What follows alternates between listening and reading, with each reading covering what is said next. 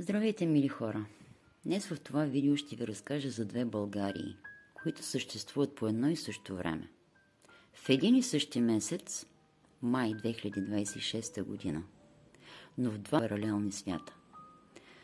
История за това какво избираме да празнуваме с държавни почести и какво оставяме да се бори и да побеждава напук на системата.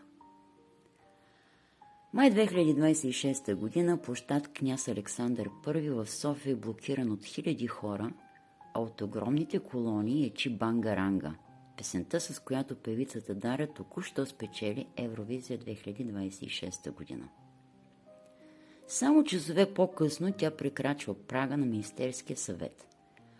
Посрещате с червен килим, официални костюми, широки усмивки и светкавици на фотоапарати. Политиците бързат да се снимат с нея за социалните мрежи. Обещават се милиони от държавния бюджет за домакинството на конкурса до година. Всичко е блясък, национална гордост и шумен триумф. Поп-културата носи бързи лайкове, висок рейтинг и лесни политически дивиденти. Тя е шумна, достъпна и лесна за консумация. Същата тази седмица обаче, докато камерите в София следят всяка крачка на поп-звездата, няколко други млади българи също се изкачиха на абсолютния световен връх. Само че в пълна тишина. На север в Букурещ 22-годишната гросмайсторка Нюргюл Салимова спечели златния медал при жените на престижния Гран-при турнир. Тя буквално разгроми световния елит, като в решителните партии победи бившата световна шампионка Александра Костенюк. Момичето, което държавата ни преди години остави да пътува само по състезания, без личен треньор заради институционални каши, отново вдигна флага на върха. А отвъд океана в САЩ 11-класникът от Софийската математическа гимназия Никола Веселинов направи исторически научен пробив и стана номер 1 в света по математика. На най-големия глобален научен форум Регенерон ICEF 2026 в Финикс, Аризона, Никола спечели голямата награда за млад учен. В брутална конкуренция с над 1000 гении от близо 80 държави, неговият проект за уравненията и математическите модели взриви журито и му донесе премия от $75 000. А в Гърция, само броени дни преди това, българският ученически национален отбор превзе Балканската олимпиада по математика в Солун, завръщайки се от дома с 6 медала, от които 2 златни. За Никола, за Нургюла и за децата с медалите по математика обаче нямаше извънредни новинарски емисии. За тях нямаше червен килим в Министерския съвет. Никой политик не свика пресконференция, за да се похвали с умовете на нацията.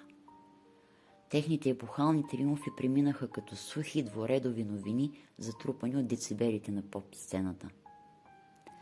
И тук идва голямата разделителна линия. Проблемът никога не е бил в Дара. Тя извървяла своя път, вложила единонощен труд и напълно заслужава радостта от победата си и нашата гордост. Проблемът е в държавния ни рефлекс и в ценностната ни система като общество. Институциите у нас страдат от хронично късогледство. Те обожават шумните и бързи успехи, защото те не изискват мислене. Музикалното шоу носи моментален престиж, който се консумира веднага. Шахматът и математиката обаче, спортовете на чистия интелект, изискват тишина, тежък денонощен труд зад кулисите, дългогодишна държавна стратегия и финансова подкрепа. Това са инвестиции в бъдещето, които политиците не могат да осребрят в рамките на едно бързо селфи за Фейсбук. Когато една държава се подрежда за снимка само там, където прожекторите вече светят, но обръща гръб на умовете, които печелят тихи световни войни, тя изпраща плашещ сигнал към децата си. Сигнал, че в България си струва да пееш силно, но не и да мислиш стратегически. Децибелите от площада в София в крайна сметка ще утихнат. Но въпросът ще остане. Колко още световни титли по шах и първи места в света по математика трябва да донесат тези деца в пълна тишина, за да разберем, че истинската гордост на една нация не се измерва в децибели, а в интелект. Именно това е и причината социалните медии отново да гръмнат с хейт и гняв към Дара и управляващите за двойния аршин, с който се измерват победите. Хората масово попитаха, до кога ще подкрепяме само това, което пее силно, но ще обръщаме гръб на тези, които мислят стратегически. Посрещна ли ги някой министър? За да бъда прецизна в коментара си по темата обаче, искам да успокоя някои от разгневените ни сънародници, че Рогил е била посрещана и лично поздравена от бившия президент и настоящ министър-председател господин Румен Радев и удостоена с почетен плакет след представянето си в Азербайджан, но съм сигурна, че сънародниците ни няма да спрат да задават въпроси. Прожекторите или тихият триумф на ума заслужават червения килим на държавата. А вие как мислите?